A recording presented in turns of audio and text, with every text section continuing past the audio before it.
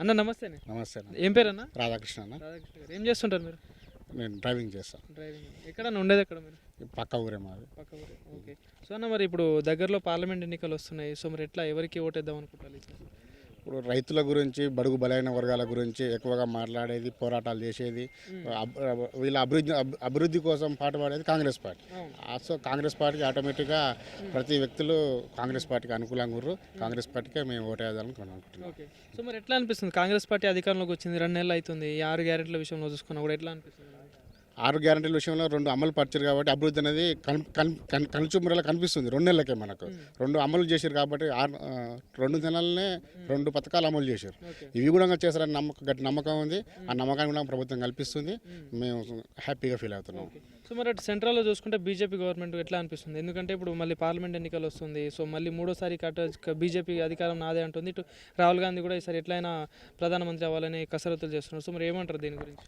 BJP ప్రభుత్వం గత 2 సార్లు ప్రభుత్వంలో ఉన్నది.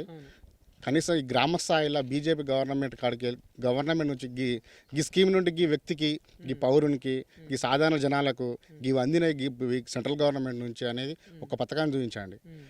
నెక్స్ట్ చూస్తున్నాం రైతులను కావచ్చు, మనం బార్డర్లో ఈరోజు సైనికులను చూసినాం. ఈరోజు దేశ నడిబొడ్డున ఢిల్లీలో రైతులు ధర్నాలు చేశారు. ఇప్పుడు దేశానికి వెన్నుముక్క రైతు, జై జవాన్ జై కిసాన్.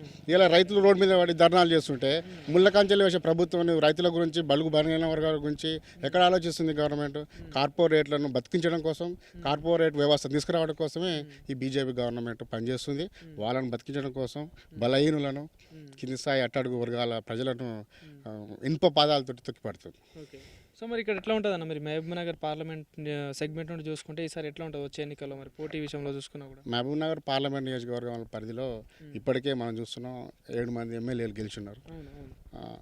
ఇప్పుడు అందులో మా సొంత నియోజకవర్గం మా ముఖ్యమంత్రి గారు ఉన్నారు. 100% అత్యధిక మెజార్టీ తోటి కాంగ్రెస్ వ్యక్తే గెలుస్తాడు.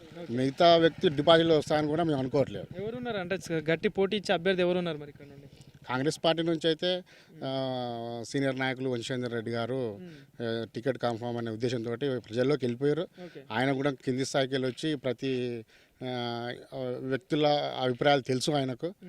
ఆయన మంచి అభ్యర్థి కూడా కాబట్టి ఆయనకే టికెట్ వస్తుంది. ఆయన విజయం నల్లేరు మీద సాగుతుంది. కానీ చూసుకుంటే మీరు ఇక్కడ గతంలో గెలిచిన ఎంపీ పరిస్థితి ఏంది అసలు? ఏమన్నా ఎప్పుడైనా రావడం కానీ మీ సమస్యలు తెలుసుకోవడం ఏమైనా జరుగుతుందా? గతంలో గెలిచిన వ్యక్తి ఒక పారిశ్రామికవేత్త. ఆయనకు కింది స్థాయి సాధారణ జనజీవనం గురించి ఆయనకు తెలియదు. పారిశ్రామికవేత్త తీసుకొచ్చి ఇక్కడ ఎంపీ చేశారు. కాబట్టి ఆయనకు కింది స్థాయి రైతులు కావచ్చు, పౌరులు కావచ్చు, యువకులు కావచ్చు, అట్టడుగు వర్గాలు ఎవరైనా కావచ్చు, వాళ్ళ జనజీవనం గురించి నాకు తెలియదు.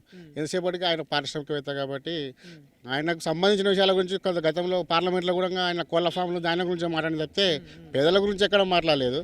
చేసిన పనులు కూడా పెద్దగా ఏమీ లేవు ఇక్కడ. కాబట్టి ఆయన గెలవడం అసాధ్యం. సో మరి పోటీ ఎట్లా ఉంటుంది అంటారు ఈ మూడు పార్టీల మధ్యలో? ఈసారి కాంగ్రెస్ పార్టీ